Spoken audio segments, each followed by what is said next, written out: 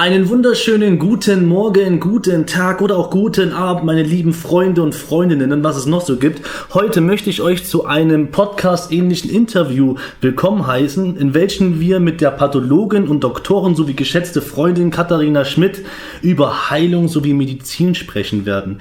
Sie ist nicht nur Medizinerin, sondern auch Autorin, die mit ihrem Buch Kopfsache gesund meines Erachtens einen wichtigen Beitrag dazu beigetragen hat, die althergebrachte Medizin zu revolutionieren, weil sie mentale Prozesse viel mehr in körperliche Phänomene mit einbezieht und den Geist viel mehr als Ursache für Krankheiten definiert, als es normalerweise halt in unserer Medizin gemacht wird. Also erstmal, hallo, grüß dich Katharina, wie geht's dir? Alles gut? Hallo, lieber Yassin, ganz lieben Dank für die Einladung. Ja, danke, mir geht's sehr, sehr gut und ich freue mich riesig auf das gemeinsame Gespräch.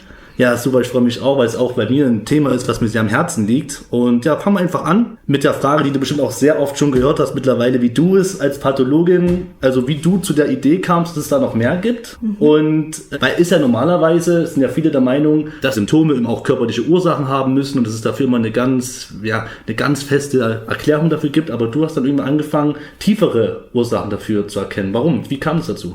Ja, das hat ganz viel mit meiner medizinischen Ausbildung zu tun. Mein Berufswunsch war ursprünglich Heilerin zu werden. Ah, okay. Und da habe ich mir gedacht, ja, Medizin ist eine gute Grundlage dafür. Und dann ist mir aufgefallen, also damals, wo ich Pathologie als Unterrichtsfach während dem Medizinstudium hatte, dass es ganz viele Erkrankungen gibt, wo unsere herkömmliche Medizin die genauen Ursachen noch nicht kennt. Wir wissen nicht, wer bekommt Bluthochdruck, wer bekommt nicht Bluthochdruck, wer bekommt zum Beispiel Zuckerkrankheit und wer bekommt sie nicht, wer wird krebskrank, wer wird nicht krebskrank. Und das hat mich irgendwie unzufrieden gemacht. Ich habe mir gedacht, das gibt's doch nicht. Ja? Bei allen Infektionserkrankungen wissen wir, da gibt's Keime, ja? Die machen Bakterien, machen zum Beispiel die Lungenentzündung. Aber bei vielen chronischen Erkrankungen wissen wir das nicht. Und das war so ein Ausgangspunkt, wo ich mir gedacht habe, da muss es noch mehr geben. Und ich bin sehr gut fündig geworden in traditionellen Medizinsystemen. Ich habe auch eine Ausbildung dann gemacht in traditionell chinesischer Medizin. Und traditionelle Medizinsysteme haben nie eine Teilung gemacht zwischen Geist und Materie. Ah, okay. Ja, also ein TCM-Arzt sagt, dass eine Erkrankung, zum Beispiel ein Herzinfarkt, sowohl seine Ursachen im Körper haben kann, als auch im Geist. Also gerade Herzerkrankungen, sagen die TCM-Ärzte, sind mit zu rund 90% emotional bedingt. Das war so die Ausgangslage, warum ich mich intensiver damit beschäftigt habe. Und dann ist noch eine wichtige Sache. Unser jetziges Medizinsystem, so wie wir es jetzt kennen, die Schulmedizin, die wurde vor rund 150 Jahren gegründet oder ins Leben gerufen, dadurch, dass zwei Pathologen, also sozusagen Ahnherren von mir, gleiche Fachrichtung, der Professor Virchow in Deutschland, der hat in Berlin praktiziert, und in Wien war es der Professor Rokitansky. Die haben beide herausgefunden, dass unser Körper aus ganz, ganz vielen Körperzellen besteht. Unter dem Mikroskop haben sie das entdeckt. Weil vorher dachte man noch, dass der Körper aus so einer Art Ursubstanz aufgebaut ist. Und ausgehend von dieser Entdeckung, dass der Körper aus ganz vielen verschiedenen, unterschiedlich aufgebauten Körperzellen besteht, haben sie angefangen herauszufinden, welche Zellveränderungen zu welchen Erkrankungen führen. Und haben sich sehr, sehr stark auf das Körperliche fokussiert, was ein Segen war. Ja? Sonst hätten wir niemals herausgefunden, dass die ganzen Bakterien, Viren und Pilze für die unterschiedlichen Infektionserkrankungen zuständig sind, was zu ganz großen Heilserfolgen geführt hat, weil ursprünglich vor 150 Jahren die meisten Leute noch an Infektionserkrankungen verstorben sind. Ja. So, es war jetzt eine lange Antwort auf eine lange Frage. Kein Problem. Aber deswegen finde ich, ist es ganz passend, dass gerade ich auch jetzt als Pathologin sage, ja, der Geist hat auch einen sehr, sehr großen Einfluss auf unsere Gesundheit, beziehungsweise ob wir erkranken oder auf Krankheitsverläufe. Und das ganz Tolle ist, dass seit ungefähr 20 Jahren sich ganz neue wissenschaftliche Erkenntnisse aufgetan haben, die das bestätigen. Ja. Das heißt, heutzutage kann man sagen, treffen sich eigentlich Geist und Materie wieder. Ja, genau. In der Wissenschaft lustigerweise, früher haben das ja die Philosophen ja auch immer erwähnt, dass das Innere eigentlich für das Äußere zuständig ist, dass es bloß eine Reflexion ist. So, und jetzt ist die Wissenschaft an den Punkt gekommen, wo sie das eigentlich auch nochmal beweisen. Ja, ganz genau. Und Es hat sich einfach noch nicht so rumgesprochen und deswegen finde ich es so schön, auch jetzt im Rahmen dieses Interviews darüber zu sprechen und deswegen habe ich auch dieses Buch geschrieben. Genau, das finde ich wirklich ein sehr, sehr wichtiger Beitrag war für das Ganze. Ja. Also wann war das ungefähr, wo du dann wirklich dich damit intensivst auseinandergesetzt hast? Wie lange ist jetzt der Teil deiner Forschung? Ja, also an sich ist es so, dass ich schon im zarten Alter von 14 Jahren bis zu einem gewissen Grad selbst drauf gekommen bin. Das war eine Phase, wo ich selbst eine Krise hatte, es mir nicht so gut ging. Und mir aufgefallen ist, wenn ich mir jeden Tag ein Zielbild setze und das auch erreiche, dass es mir plötzlich großartig geht. Von der Depression zur Begeisterung sozusagen. Ja. Okay. Und das war dann so ein Prozess, der der hat so 3 Jahre gebraucht. So mit 17 ging es mir dann wieder so richtig gut. Ohne dass ich da überhaupt äußere Hilfe dafür in Anspruch genommen hätte, habe ich wirklich sehr viel mit meinen Gedanken gearbeitet und meinen Zielbildern. Und dann hatte ich die große Freude im Jahr, da war ich dann 20 Jahre alt, habe ich einen Kurs besucht, damals noch tiefste Esoterik, die Kraft der Gedanken. Ja. Und damals habe ich schon gelernt, wie man Gedanken so einsetzen kann, dass sie einem richtig gut tun. Das heißt, mein Erfahrungsschatz mit den eigenen Gedanken ist inzwischen über 30 Jahre. Okay, also spricht hier wirklich authentisches Wissen. Ja, genau. Unterrichten tue ich das auch so seit 20 Jahren. Und das Buch habe ich jetzt eben vor einem Jahr geschrieben. Ich war total begeistert, wie ich vor ungefähr 10 Jahren bemerkt habe, dass es immer mehr Studien gibt, die genau das belegen, was ich eigentlich mache.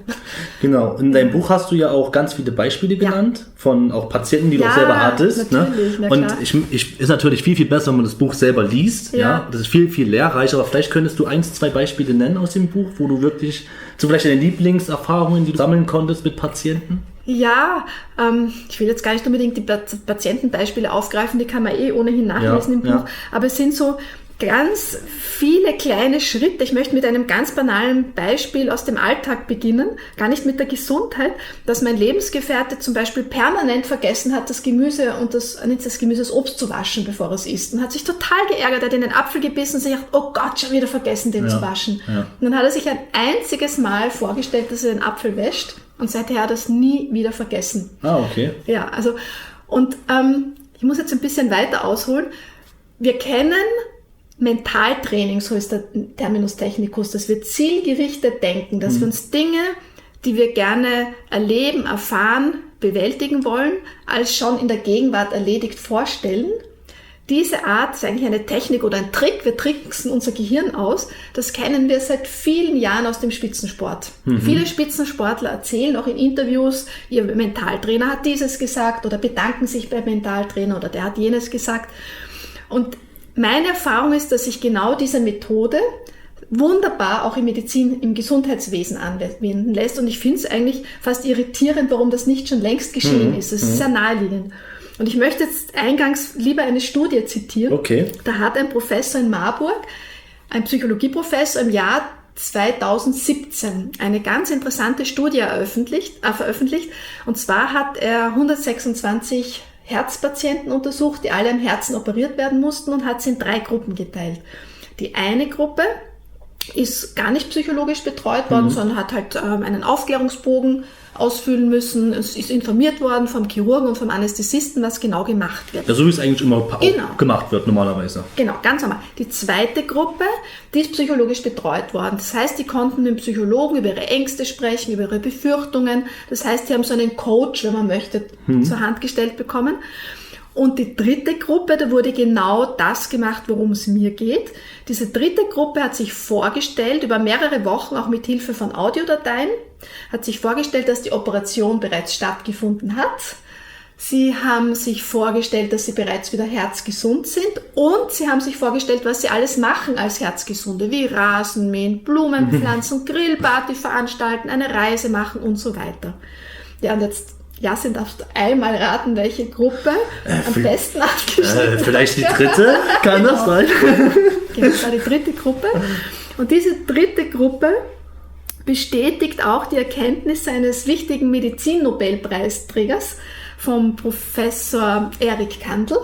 Der hat im Jahr 2000 den Nobelpreis dafür bekommen, dass er herausgefunden hat, dass wenn wir Dinge denken und dieser Gedanken repetitiv denken, also wiederholt denken, Und ich erkläre dann nachher auch gleich, wie diese Gedanken beschaffen sein müssen, dass sie diesen Effekt haben, dass es tatsächlich zur neuen Bildung von Synapsen, also Verbindungsstellen zwischen den Gehirnzellen kommt. Okay. Wir können unser Gehirn trainieren. Und also auch formen dann dementsprechend. Ja, genau. Die Gedanken, das war der Beweis dafür, dass Gedanken einen unmittelbaren Einfluss auf unseren Zellstoffwechsel im Gehirn haben. Das wusste man vorher nicht und deswegen hat der Herr auch einen Nobelpreis dafür bekommen. So, das hat eine unfassbare revolutionäre Bedeutung. Ja, aber ich wundere mich, dass das noch nicht so richtig durchgesickert ist. Hat sich noch nicht so rumgesprochen. Nee, aber das ist ja der Wahnsinn. Ist ja auch erst 18, 19 Jahre her. Ist noch nicht so lange her. Für die Wissenschaft ist es ja, nicht. Ja, ist eine kurze Zeit für die Wissenschaft. Genau. Ja. Ist eine relativ kurze Zeit erst. Und wie ich das eben selber auch erfahren habe, hat mich das sehr bestärkt mit meinen Patienten. Und jetzt komme ich zu den Beispielen, mit im Klientengespräch genau das mit einfließen zu lassen. Das heißt, ich bitte meine Patienten primär, sich auch immer damit zu beschäftigen, was ihnen Freude macht. Und dass sie der Wahrscheinlichkeit oder der Möglichkeit, wieder ganz gesund zu werden, überhaupt einmal Raum in ihrem Kopf geben. Ja, dass sie die Möglichkeit in Erwägung ziehen, weil viele Ärzte erzählen uns bei chronischen Erkrankungen, damit musst du jetzt leben, ja, da musst du bis an dein Lebensende Medikamente schlucken, Und ich finde das sehr traurig. Ja, ich auch, Weil wir uns dann viel mehr mit den negativen Auswirkungen unserer Erkrankungen beschäftigen als notwendig zum einen und zum anderen der Möglichkeit, wieder ganz gesund zu werden, gar keinen Raum schenken. Ja. Und wir wissen aber gleichzeitig, dass es immer wieder zu Spontanheilungen kommt. Ja, so nennt das die Medizin, wenn plötzlich überraschend jemand doch wieder gesund wird. Ja, das ist dann so dann auch mal das letzte Argument, wenn man dann sagt, wie kann es denn sein, dass ein Krebskranker aufgrund von gesunder Ernährung, von mentaler Hygiene und alles, dass er wieder gesund wurde? Ja, Spontanheilung. Muss aber jetzt nicht unbedingt damit zusammenhängen. Es ist einfach so, als wenn es aus dem heiteren Himmel passiert. So tun sie dann immer. Ne? Aber du meinst, es gibt da definitiv einen Grund, eben, dass man das sich selbst wieder selbst heilt, dementsprechend. Ja, die Selbstheilungskräfte aktiviert, so würde ich es nennen. Jeder Mensch hat ein Immunsystem. Das Immunsystem entspricht unseren Selbstheilungskräften und ohnehin, wir könnten niemals von irgendeiner Krankheit wieder genesen, wenn unser Immunsystem nicht die Arbeit machen würde. Wir können unser Immunsystem mit Medikamenten aber natürlich unterstützen, ihm hilfreich zur Seite stehen. Genau. Und was ich vielleicht auch noch erwähnen will, was ich auch sehr schön finde, es gibt in Deutschland längst Institute, die sich mit dem Phänomen der Spontanheilung beschäftigen. Okay. Das heißt, es ist schon begonnen worden, das wissenschaftlich aufzuarbeiten, aber erst sehr kurz. Und das sind noch Einzelfallstudien. Ja, das ist nicht die große Masse, sondern das sind einzelne Personen, die wissenschaftlich dokumentiert eine Spontanheilung erfahren haben und die im Anschluss daran gefragt werden, was sie denn alles gemacht haben, wie diese Spontanheilung möglicherweise gefördert hat. Und das Spannende ist, dass alle diese Menschen etwas anders gemacht haben als vorher, bevor sie wieder gesund geworden sind. Sie haben ihr Leben wieder neu angepackt und versucht, die Ursache halt zu finden, die psychologische, seelische Ursache zu finden und das Leben dann dementsprechend auch zu verändern. Ganz genau. Okay. Also es sind unterschiedliche Methoden. Es scheint so zu sein, dass es gar nicht so sehr um die Methode geht, sondern vielmehr um den Glauben daran, auch dass die Methode hilft. Da sind wir jetzt bei der Placebo-Wirkung. Ja. Oder die Wirkung unseres Geistes auf den Körper über Placebo. Genau, also ein großer Glaube, von einem selbst wieder gesund werden zu können, auch immer Unterstützung von der Umgebung und in der Regel gibt es auch immer einen Therapeuten, der mit an die Heilung glaubt. Ja. Plus natürlich, und das sind wir jetzt beim eigentlichen Thema des jetzigen Gespräches, die Geisteshaltung ist ganz wichtig. Wie denke ich über mich? Wie denke ich über mein Leben? Wie denke ich über meine Erkrankung? Und jetzt möchte ich gerne noch einen wichtigen, sehr modernen Wissenschaftsbereich einführen oder nennen. Das ist das Fachgebiet der Psychoneuroimmunologie. Das ist auch ein ganz junger Wissenschaftszweig. Okay. Ja. Haben viele Menschen noch nie was davon gehört. Also Psychoneuroimmunologie. Genau. Okay. Und das verdanken wir eigentlich einem Zufall. Das gibt es erst seit den 1970er Jahren. Diese Sparte sozusagen ist ein Teilbereich der Psychosomatik ursprünglich. Da haben amerikanische Wissenschaftler zufällig herausgefunden, dass das Nervensystem, die Hormone oder auch Neurotransmitter und unsere Psyche sich gegenseitig beeinflussen. Weil nämlich unsere Immunzellen Rezeptoren, also Andockstellen für unsere Hormone haben. Und unsere Hormonausschüttung wird ganz stark, hängt ganz eng zusammen mit unseren Emotionen. Das heißt, unsere Emotionen beeinflussen mit, ob unser Immunsystem gut funktioniert oder etwas in seiner Funktion beeinträchtigt ist.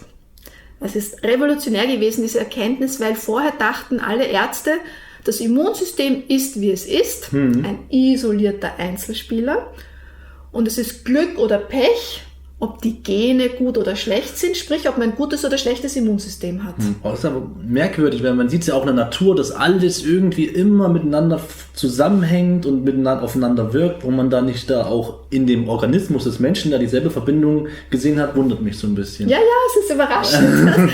Ja, aber umso schöner, dass das inzwischen wirklich wissenschaftlich belegt ist. Das ist der Wahnsinn, ja. Und jetzt brauchen wir bloß einen ganz kleinen Schritt weiter denken. Es ist nämlich tatsächlich so, angenehme Gefühle wie Liebe, Freude, Begeisterung, Hoffnung, Zuversicht, Zutrauen, alle diese Emotionen basieren auf der Ausschüttung von Glückshormonen und diese Glückshormone fördern, die stimulieren unser Immunsystem. Das heißt, wenn wir Freude haben, wenn wir Dinge gerne machen, wenn wir uns wohlfühlen, wenn wir Vertrauen haben, haben wir ein sehr gut funktionierendes Immunsystem.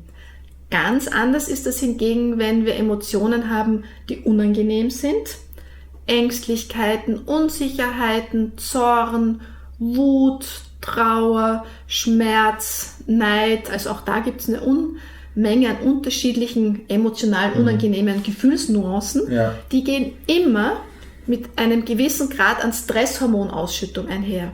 Und Stresshormone haben wir ja ursprünglich entwicklungsgeschichtlich betrachtet immer dann gebraucht, wenn wir in Gefahr waren. Ja, so, ja, genau. Schutz oder Flucht oder Kampf. Also. Ja, genau. Kampf, Schutz, Todstellmodus, ganz genau, wird vermittelt über die Stresshormone, was ja in der Vergangenheit wunderbar funktioniert hat, in der Steinzeit zum Beispiel. Wenn der Säbelzahntiger gekommen ist oder ein wilder Bär oder die feindliche Sippe angegriffen hat, haben wir gekämpft, sind davongelaufen oder haben uns versteckt oder sogar totgestellt und konnten dadurch überleben. Da haben wir Stresshormone gebraucht. Und ob es in diesen Phasen der Lebensgefahr, ob das Immunsystem gut funktioniert, war vollkommen einerlei. Im Gegenteil, der Körper hat an allen Ecken und Enden Ressourcen gespart, damit wir möglichst viel Energie in den Muskeln haben.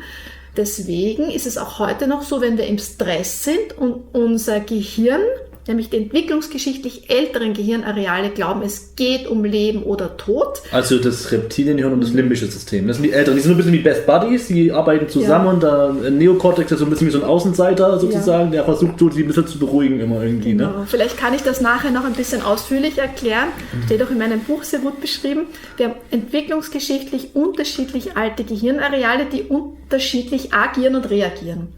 Genau. Und wenn jetzt so ältere Gehirnareale glauben, es geht um Leben oder Tod, dabei hat uns bloß, keine Ahnung, der Chef schräg angeschaut oder der Partner oder die Partnerin kritisiert oder es ist uns etwas nicht gut geglückt, werden Stresshormone ausgeschüttet und dann glauben wirklich Teile unseres Gehirns, es geht jetzt ums Leben oder ums Sterben.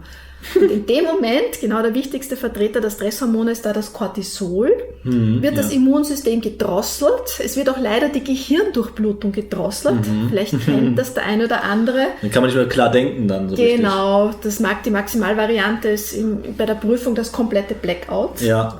Aber auch sonst, wenn wir viel Stress haben, merken wir gar nicht, die Selbstwahrnehmung sinkt. Wir haben nicht mehr gute Ideen, wie wir Dinge anders und besser machen können. Wir sind in diesem Hamsterrad, weil wir eigentlich laufen wollen. Weglaufen. Wir würden uns manchmal in Luft auflösen, so schrecklich.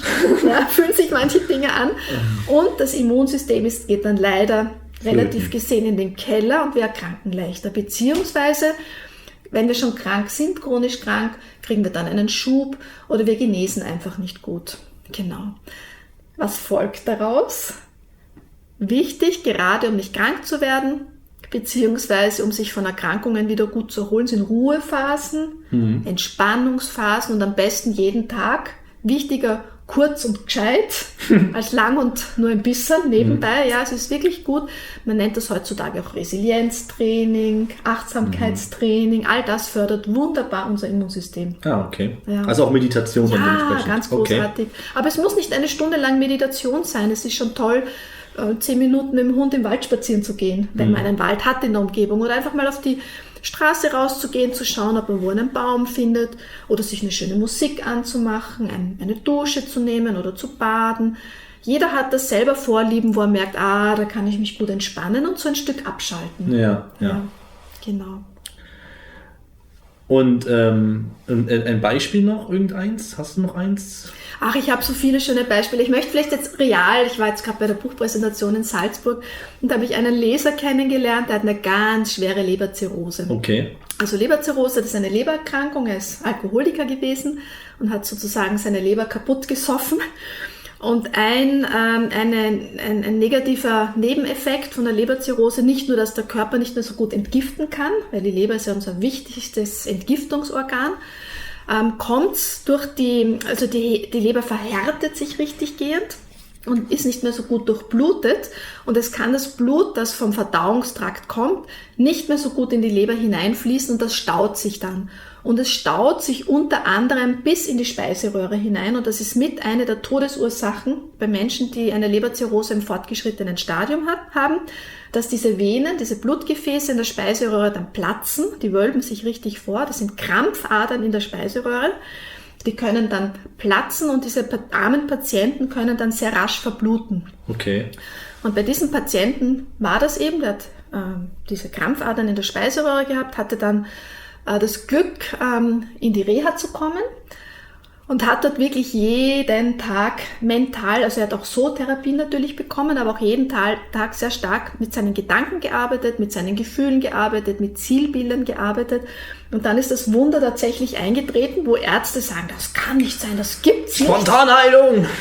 Noch nicht die komplette Spontanheilung, aber diese Ösophagus-Varizen sind zurückgegangen. Okay, das immerhin. Und das ist etwas, das kennt man normalerweise nicht. Also die Ärzte waren vollkommen irritiert, haben sich dann aber auch netterweise sehr gefreut und haben diesem Patienten tatsächlich dazu gratuliert, dass er selbst so intensiv an sich gearbeitet haben und haben auch den Zusammenhang gesehen, dass das mit ihm etwas zu tun hat, dass das kein Zufall ist.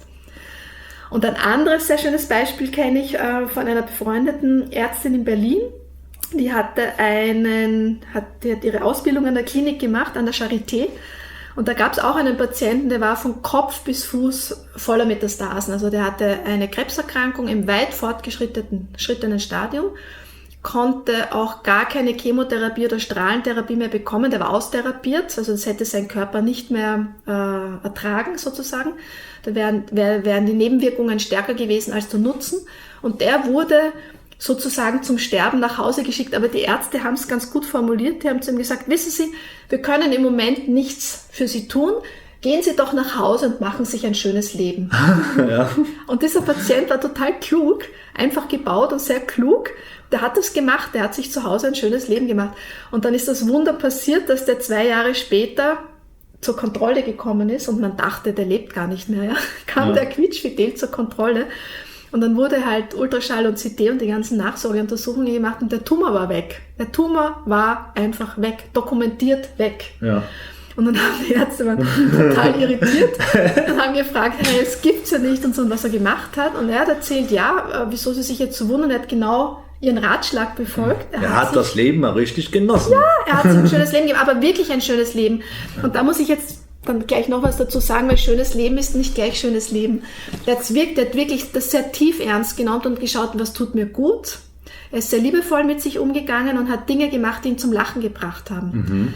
Weil, ich muss jetzt eine kleine Einschränkung oder die Gefahr darin liegt, wir verbinden mit das Leben genießen oft Alkohol trinken, wir lenken uns ab mit dem Handy, wir schauen uns Filme an mit Gewalt, wir essen viel, ja. Das sind alles so Dinge, die uns einen vorübergehenden Lustgewinn bescheren, ja.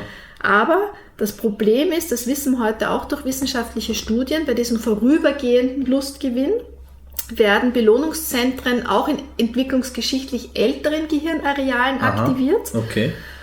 Und die dienen lediglich dazu, uns beim Kampf zu halten. Die sollen bewirken, dass wenn wir kämpfen, flüchten oder uns totstellen bei Gefahr, dass wir nicht aufgeben. Mhm. Ja, aber die Stresshormonausschüttung fällt nicht ab. Okay. Das heißt, unser Immunsystem bleibt gleich schlecht. Ja? Was hingegen viel wichtiger ist, dass wir die Belohnungszentren in der Großhirnrinde, die uns Menschen ausmacht, im Neokortex, dann den neueren Abschnitten von der Großhirnrinde, dass wir dort die Belohnungszentren aktivieren.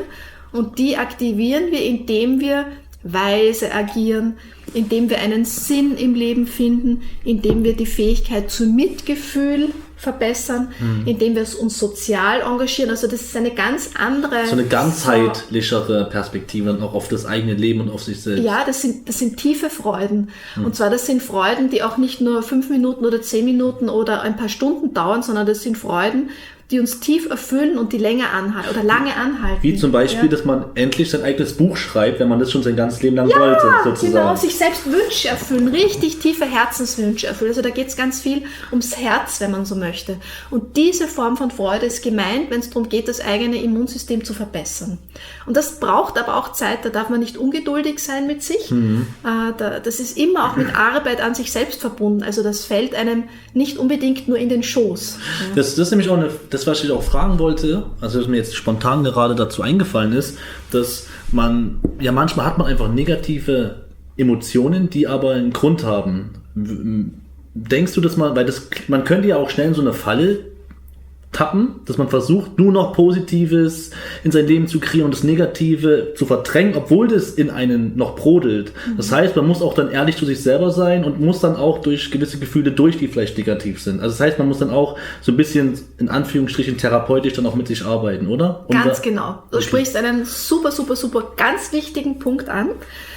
Warum das positive Denken allein nicht funktioniert. Wir können uns das Leben nicht schönreden. Basta. Ja, wenn es uns nicht gut geht, geht es uns nicht gut. Basta. Da kann ich 1000-mal noch denken, mir geht's gut. Es geht mir ja nicht gut. Ja, es ist ganz wichtig, die Dinge beim Namen zu nennen und jetzt zu differenzieren. Jetzt muss ich ein bisschen Fachinformation geben. Okay.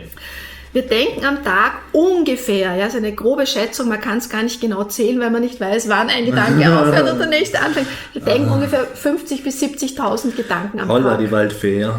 Genau. Das ist viel. Das ist echt eine unfassbare Anzahl, genau, ungefähr. Genau. Und weit gefehlt, lang nicht alle Gedanken haben einen Einfluss auf unseren Körper, auf unser Bewusstsein oder auf unsere Gesundheit, sondern nur ungefähr ein Drittel. Und zwar hat das damit zu tun, dass unser Gehirn nur glaubt, dass die Gedanken wichtig sind, die mit Gefühlen verbunden sind. Die meisten Gedanken sind flüchtige Gedanken. Flüchtige Gedanken sind nicht mit Gefühlen gekoppelt, die denken wir und vergessen sie sofort wieder. Die hinterlassen keine Spuren, da kommt es auch nicht zur Bildung von Synapsen, also von neuen Schaltstellen im Gehirn und schon gar nicht wird das im Gedächtnis längerfristig gespeichert. So, also wir reden hier von dem 1/3 der Gedanken, die mit Gefühlen verbunden sind. Und das Spannende ist, mit den Gedanken verhält es sich ein bisschen so wie mit der Atmung. Gedanken und Atmung passieren quasi von selbst, unbewusst. Und trotzdem können wir in beiden Fällen, sowohl bei der Atmung als auch bei den Gedanken, bewusst eingreifen. Stimmt. Und wenn wir das machen, eröffnen sich uns ganz neue Möglichkeiten. Und darauf will ich hinaus. Wir können ganz bewusst einen Gedanken denken und diesen Gedanken, zum Beispiel den Gedanken, ich gehe im Park spazieren und fühle mich wohl und höre die Vöglein zwitschern. Jetzt bin ich schon bei den Sinneseindrücken, die ich mir dazu vorstellen kann, bei der inneren Vorstellung. Ich kann das ganz bewusst denken und richtig gehend so ein Bild provozieren, gewählt. Ich kann mir das ganz intensiv vorstellen. Erster Gedanke ist immer zuerst, ich gehe im Park spazieren. Dann das Gefühl, wie fühlt sich das an, im Park spazieren zu gehen? Ist das angenehm, ich kann die Luft riechen, die ist frisch und die Vöglein zwitschern und ich begegne vielleicht netten, entspannten Menschen, die ein Lächeln auf dem Gesicht tragen. Und je intensiver ich mir das vorstelle, desto weniger kann das Gehirn unterscheiden, ob das real ist oder nicht. Es glaubt de facto, dass es real ist, weil das Gehirn misst die Wichtigkeit der Gedanken daran, wie intensiv das Gefühl ist, das ich dabei empfinde. Okay, und wie intensiv die Vorstellung, die anderen Sinneseindrücke. Und dann, wenn ich mir das intensiv vorstelle, glaubt das Gehirn tatsächlich, das ist echt und speichert das im Gedächtnis ab. Ich habe plötzlich eine reale Erfahrung gemacht für das Gehirn. Das ist natürlich nur ein Trick, weil ich war ja nicht in echt spazieren. Ich habe es mir nur vorgestellt. Aber das Gehirn glaubt eben, dass das echt ist. Und dadurch wird das abgespeichert. Und wenn ich dann in echt spazieren gehe, hat das Gehirn schon einmal die Erfahrung gemacht, dass das sehr schön ist, spazieren zu gehen, fühlt sich in echt auch besser an. Und so kann ich jetzt auch, um das jetzt in Worten der Gesundheit zu sagen, kann ich mir vorstellen, dass ich gesund bin, selbstverständlich. Und selbst wenn ich schwerst krank bin, in der Vorstellung stelle ich mir vor, dass ich gesund bin. Das heißt, das Gehirn macht einmal die Erfahrung, wieder genesen zu sein, was ja nicht heißt, dass es mir in echt auch gleich gelingt. Wahrscheinlich nicht, ja, wird mir wahrscheinlich nicht gelingen. Aber es ist dann ein bisschen so, wie wenn ich einen schönen Traum hatte. Ich wach auf und ich weiß nicht, ob du das auch von dir kennst, Yasin, wenn ich sehr schön geträumt habe und ich wach auf, habe ich so einen guten Nachgeschmack. Ja, und der Tag wird dann meistens auch gut. Der wird einfach gut. Man trifft gute Personen, man hat tolle Situationen, die man anzieht irgendwie und alles ist irgendwie verzaubert. Ne? Genau, und alleine durch die Vorstellung von zum Beispiel Gesundheit macht, dass ich tatsächlich ein bisschen gelöster durch den Tag gehe, obwohl ich immer noch krank bin. Das heißt, ich kann mit Hilfe meiner Gedanken sehr rasch dazu beitragen, dass ich mich tendenziell besser fühle. Weil selbst wenn ich krank bin, deswegen muss ich mich ja nicht schlecht fühlen. Ja? Ich kann krank sein körperlich und mich trotzdem emotional blendend fühlen. Das ist auch etwas, das wissen viele Menschen gar nicht. Ja? Sie glauben, dass Erkrankungen immer mit Sichtum verbunden sind. Nein, gar nicht. Ja? Es kann nicht blendend gehen. Ich kann viele tolle Sachen fühlen, ja, obwohl mein Körper vielleicht nicht gerade in Topform ist. So, und jetzt komme ich zu den negativen Emotionen. Ab dem Moment, wo ich eine negative Emotion wahrnehme in meinem Körper, bin ich der ausgeliefert. Ja? Weil Emotionen werden durch Hormone vermittelt und wenn ich Stresshormone und andere Hormone auch noch, die diese Gefühle vermitteln, Neurotransmitter sind das, wenn ich die im Blut habe, kann ich nicht einen Gedanken denken und plumps lösen sich diese Hormone in Wohlgefallen, in Luft auf. Das tun sie nicht. Ja? Das heißt, wenn ich wütend bin, bin ich wütend. Jetzt haben wir ein riesengroßes Problem. In unserer Kultur sind unangenehme, negative Emotionen nicht so gerne gesehen. Ja. Viele Menschen haben in ihrer Kindheit erfahren, dass sie sogar gestraft worden sind für negative Emotionen. Ich kann jetzt nur von mir sprechen. Wenn ich wütend war, hat es geheißen, Katharina, geh ins Zimmer hinauf. Wenn du wieder normal bist, kannst du runterkommen. Normal bist. Ja, genau. Was ist normal? Genau, das Problem ist, es kommt dem Ausschluss aus der Gemeinschaft gleich und niemand fühlt sich wohl, wenn er ausgeschlossen wird. Ja, in der Steinzeit war der Ausschluss aus der Gemeinschaft fast dasselbe wie Tod dann. Ja, das war gleichbedeutend mit dem Tod. Ja. Also in der Steinzeit konnten Menschen in der Regel alleine nicht überleben. So, das heißt, viele von uns sind für negative Emotionen in der Kindheit tendenziell gestraft oder lächerlich gemacht worden oder nicht ernst genommen worden. Vielleicht die Männer ein bisschen mehr für so angeblich schwache Gefühle, ja, also die Schwäche zeigen, wie jetzt Traurigkeit oder Verzagtheit oder Ängstlichkeit. Und wir Frauen wurden tendenziell vielleicht ein bisschen mehr für Wut bestraft oder wurde das an uns abgelehnt. So, jetzt haben wir gelernt, diese Gefühle zu unterdrücken. Das ist unfassbar anstrengend, Emotionen zu unterdrücken, weil eigentlich negative Emotionen machen, dass wir kämpfen, bei der Wut zum Beispiel, bei der Angst uns totstellen oder bei der Trauer flüchten. Okay. Ja, also eigentlich sagen uns diese Emotionen, tu was, reagier drauf, weil wenn du nicht reagierst, stirbst du. Das glauben unsere entwicklungsgeschichtlich älteren Gehirnareale. Das ist echt tricky. Und was machen wir? Wir unterdrücken diese unbewussten Körperreaktionen und was resultiert daraus? Wir kriegen furchtbare Nackenverspannungen, Kiefergelenksverspannungen, die Beine sind verspannt, der untere Rücken tut weh, weil wir uns nicht bewegen. Das heißt, ein super Trick, wenn wir negative Emotionen haben, ist Sport zu machen. Ja. Weil durch die Bewegung werden die Stresshormone abgebaut. Das ist Regel Nummer 1. Ich fühle mich schlecht, was mache ich? Bitte Bewegung. Ja, auf jeden Fall. Das habe ich auch schon öfters gemerkt. Deswegen ist das so gesund, weil die Stresshormone abgebaut werden. Und in einem zweiten Schritt schaue ich natürlich, dass der Anlass, der mir diese negativen Gefühle gibt, dass ich dem entgegenwirke. Was ängstigt mich denn? Und ganz ehrlich, oft ängstigen wir uns selbst mit unseren eigenen Gedanken. Ja, uns selbst halt meistens, Die Art und Weise, wie wir über Situationen denken. Und über uns selbst meistens auch. Das ist, also wenn man das mal aufnehmen könnte, dann würde man sehen, dass der größte Feind in einen selbst steckt. Und manchmal hat man Angst vor draußen, was die Leute denken und so weiter, aber derjenige, der am schlimmsten denkt, das ist man selber logischerweise. So. Genau. Und da sollte man definitiv da an der Wurzel anpacken und aufhören damit. Ja. Bringt ja nichts. Genau, und stattdessen nicht nur aufhören, sich selbst zu ängstigen, sondern sich selbst mit Dingen zu beschäftigen, die einen erfreuen. Ich kann es ja umdrehen einfach. Ja.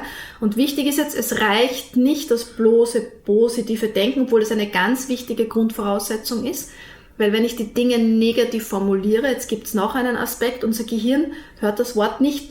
Wenn ich sage, ich möchte nicht krank werden, hört das Gehirn, ich möchte krank werden.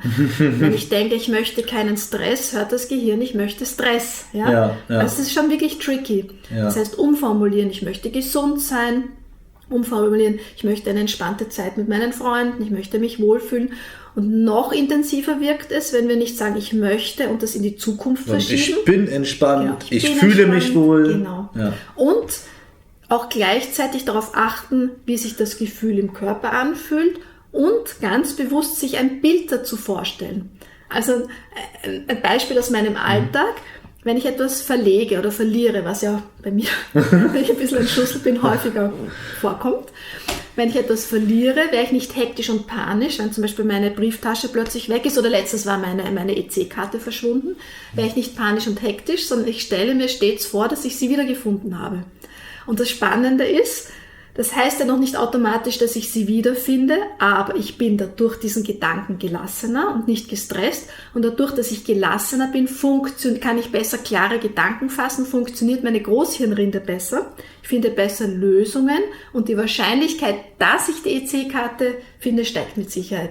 Und ganz ehrlich, ich habe die lustigste, also ich habe sie wiederbekommen. Wo war sie denn letztendlich? Ich habe sie 3 Monate später, ich war sehr geduldig, ich habe sie beim Hornbach liegen lassen. Ja. Sie war in einem Laden und die haben das dort halt zu Lost and Found gebracht und sich nach 3 Monaten, bevor sie es weggeworfen hätten eigentlich, waren sie so nett und haben bei meiner Bank angerufen und die Bank hat mich angerufen und habe es abgeholt. Das ist aber nett. Ja. Und ich habe sie entsperren lassen können, also ich habe die EC-Karte funktioniert tadellos. Ein Segen, sehr gut, sehr gut.